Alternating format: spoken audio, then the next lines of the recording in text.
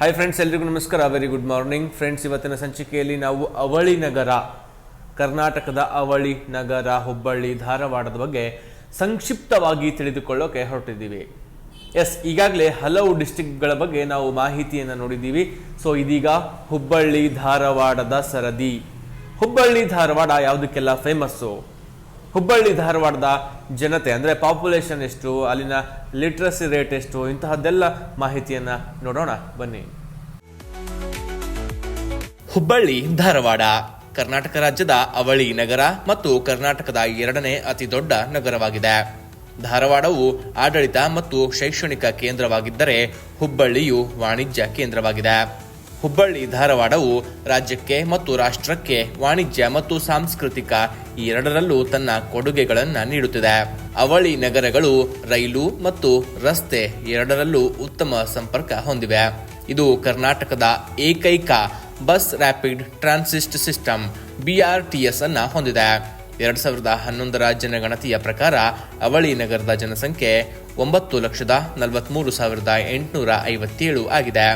ಹುಬ್ಬಳ್ಳಿ ಧಾರವಾಡದ ಒಟ್ಟು ಸಾಕ್ಷರತೆ 87.28% ಹುಬ್ಬಳ್ಳಿ ಧಾರವಾಡ ಧಾರ್ಮಿಕವಾಗಿ ವೈವಿಧ್ಯಮಯ ಜನಸಂಖ್ಯೆಯನ್ನ ಹೊಂದಿದೆ.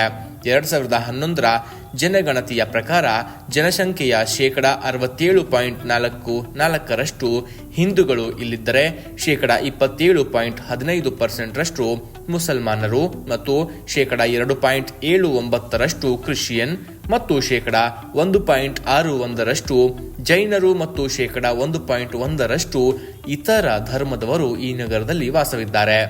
ಈ ನಗರದ ಆಡಳಿತ ಮತ್ತು ವ್ಯಾವಹಾರಿಕ ಭಾಷೆ ಕನ್ನಡವಾಗಿದೆ.